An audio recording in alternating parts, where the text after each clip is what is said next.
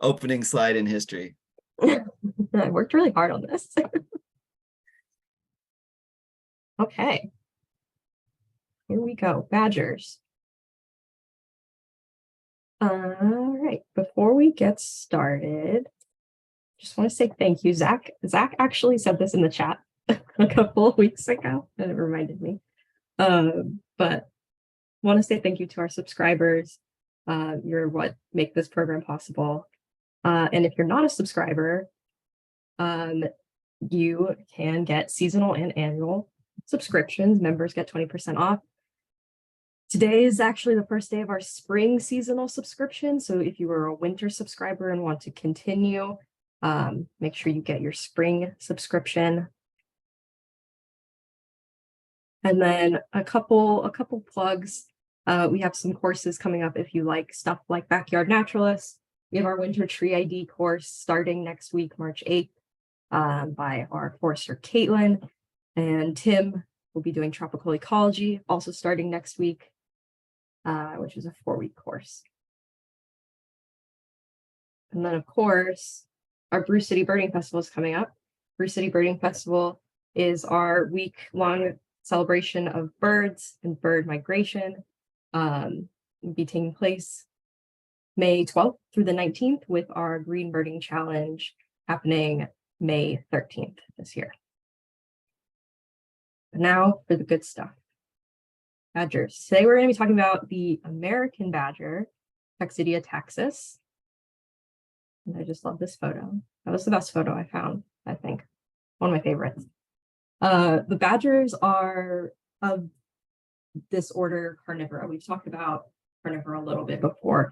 But mammals of this order are creatures that specialize primarily in eating flesh or meat. This group consists of at least 275 species and are I believe the 4th largest group of mammals. And it includes things like big cats and bears and raccoons, hyenas, seals, almost anything that eats meat. There are a few exceptions, of course, and we covered a few on Backyard Naturalist before, including our coyotes, raccoons, as Tim mentioned, house cats. This is actually Joe Biden's new cat.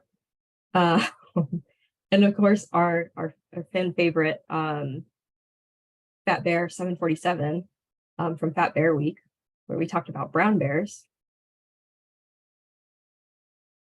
But today we're going to narrow it down a little bit, and we're going to talk about this family Mustelidae. Badgers are part of this family. This is our family of things like minks, otters, martens, weasels, badgers, ferrets, wolverines, all kinds of good stuff. These are the 3 badgers you're probably most familiar with, you've probably heard of before, but there are actually 17 different species of badgers that are native to North America, Eurasia, and Africa.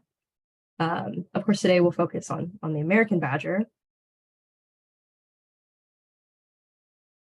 And the American badger is, while we classify badger is like a universal classifying term, it is actually the only member of its genus Texidia. And they're native to North America, primarily in the West, but also in the Great Lakes region. And that's really because of the habitat they like. They really like big open areas like grasslands, prairies, farmlands that like butts up against woods, like very young, not super dense chaparral. And so they're kind of limited in that way. But they just want this like flat open area where there's lots of rodent prey. And they're really built for living in that environment. They're very flat and like low to the ground. In fact, some might say they even look like a furry rectangle.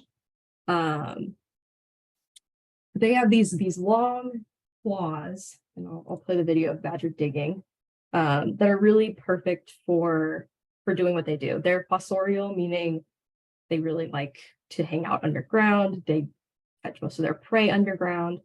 They're really prolific diggers, as you can see, just like shoveling dirt out. And they do this as a form of shelter as well as to find prey. And it's very cute.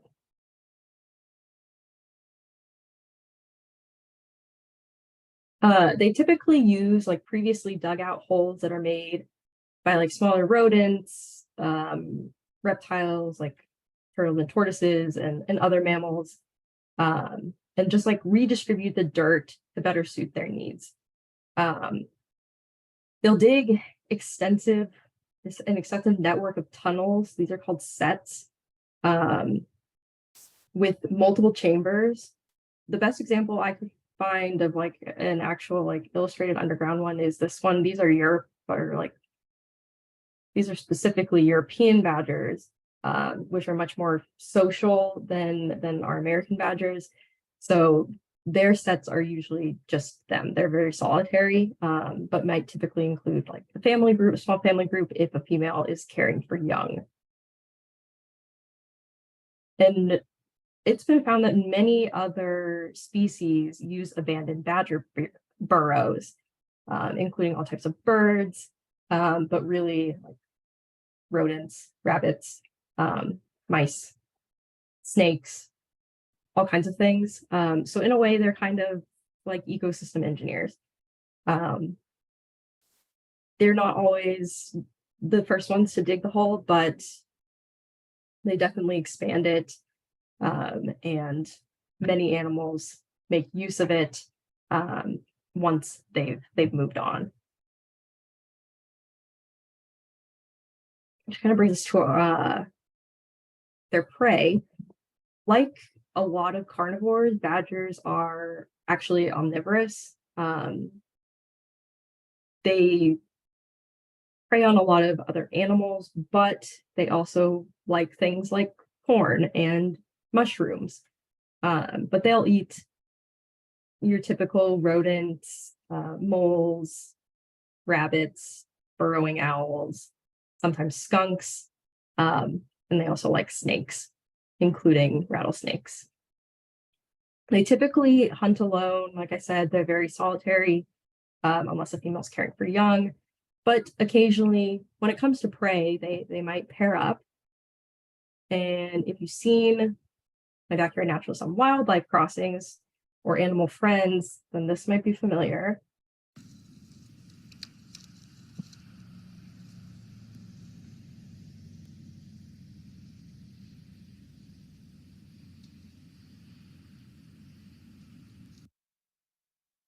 So that's a coyote and a badger.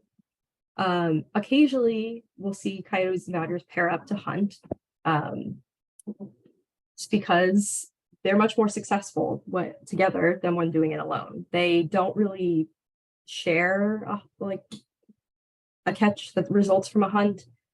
But because coyotes can chase down prey, badgers can burrow after prey when they head underground. They're just much more successful when hunting together.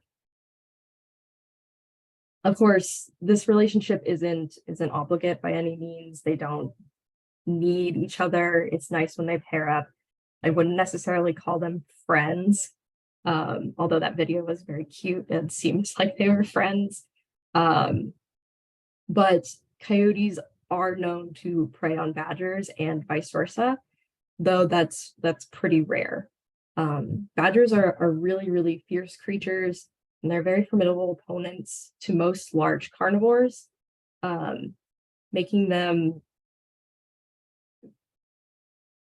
pretty much like top of the food chain. They don't really have many natural predators.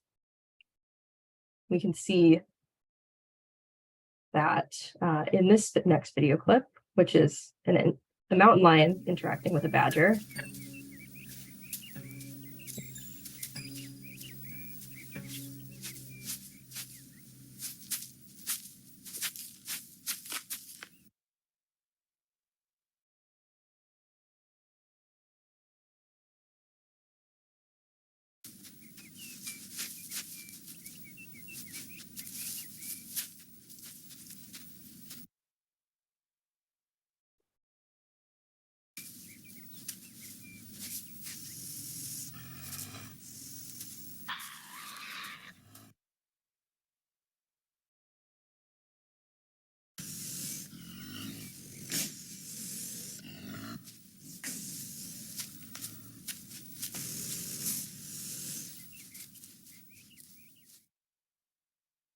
So yeah, so that low, like hissing and snorting is the badger.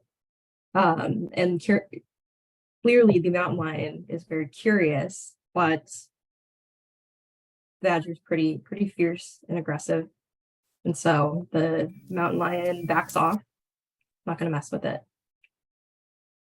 So this is actually one of my favorite pictures, because look how cute he is, little badger baby.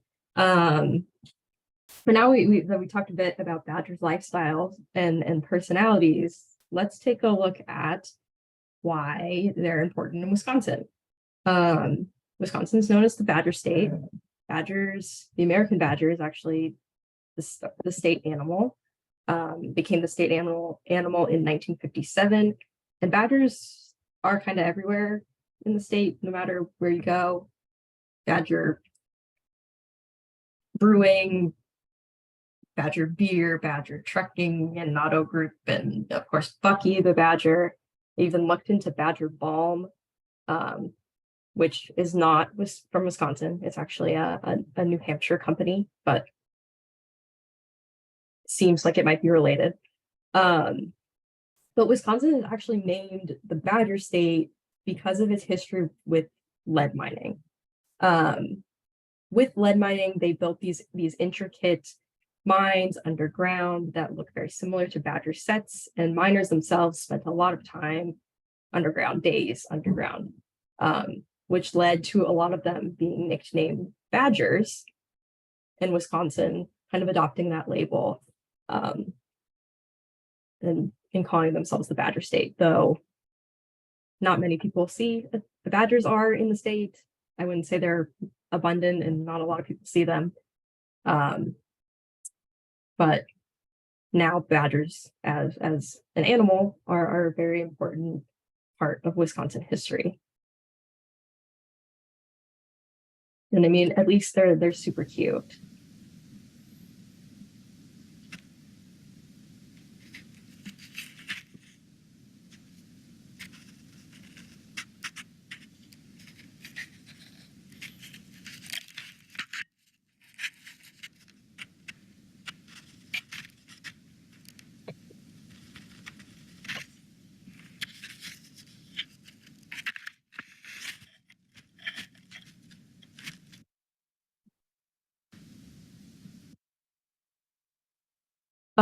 Badgers occasionally, American badgers occasionally come into conflict with humans because they like these wide open areas. They often like spaces that kind of abut farms. And so they'll dig these big sets, and farmers don't really like that. They'll eat the corn. I forget where, but when I was doing research for this, I came across a story of a badger killing a calf and then dragging it somewhere and burying it on this guy's farm. He wasn't entirely happy about that. The badger really liked it. But interactions like this means they go to jail. That's obviously not jail, but you get the point. European badgers, on the other hand, are much more of like a problem when it comes to interactions with humans, which seems odd because, I mean, as the tweet says, they look like they're going to invite you over for tea and biscuits, and badger looks like it's going to curb stomp you. But European badgers are much more, they have fewer explicit habitat requirements. They're much more likely to be found in urban areas. They're less sensitive to that urbanization pressure. And it really isn't a huge problem. They really persist on earthworms in particular. But like many urban animals, their diet is very flexible. And so they'll eat just about anything. They're actually the primary predator of hedgehogs in the UK, which a lot of people don't like.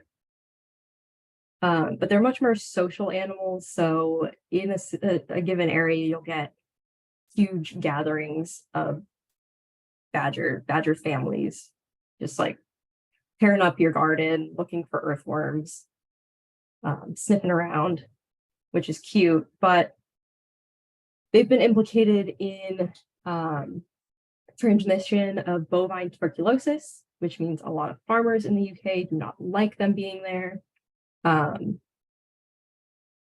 However, bovine tuberculosis is really complicated. Badgers aren't the only animal in the UK that can get it, but it has led to a lot of political issues in terms of, do they call badgers or not? Farmers say yes. Other people obviously say no. So as we saw, American badgers don't really have a ton of conflict with humans. European badgers tend to have more. So, but in terms of both of their relationships with humans, they've historically both been hunted for their fur, which are used in shaving brushes as well as paint brushes. Today, wild badger fur isn't really used in these products. However, a lot of badger fur that's still used in products like these comes out of China from fur farms. So still real badger fur, but they're being farmed for it, which is more or less bad. But they've also historically been used in clothing, including this traditional Scottish piece, which now I can't remember what the name is, even though I did a ton of research on it. But essentially, this is like a leather or fur pouch that hangs in front of the kilt, for essentially to act as like a pocket to carry stuff, because kilts don't have pockets. But badger fur is traditionally used. There is a version of this little bag that's called a full mask, which is typically like the full pelt of an animal. I didn't include any of those because they were slightly disturbing. But it includes like the head of the animal as like the flap of the pouch. Badger fur is also traditionally used in some Native American clothing and traditional pieces, including this like roach headdress is what it's called, which is used by Plains Indians. But they also, it's not super commonly used. It's more common to use deer fur. In terms of badger hunting, we actually got this little weenie dog, dachshund, from badgers. Dachshunds were bred to hunt badgers because they're like badgers, very low to the ground, very flat. We can get in badger burrows and kind of flush them out. So, I don't know, that's the next one. So that's badgers. Badgers have a long history with humans and with the land. And today their biggest threat is not so much hunting or exploitation, but is habitat loss. As many of you know, grasslands and prairies are one of the most endangered habitats, especially in North America. And so with that, we lose out on badgers. But like I said, they're super cute. And so we'll end on this last little moment of zen.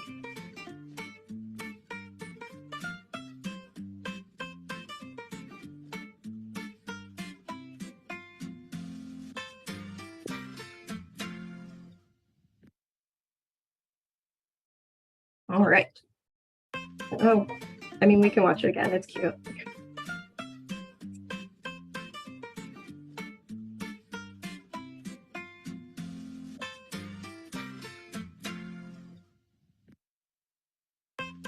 won't watch it a third time. That's adorable.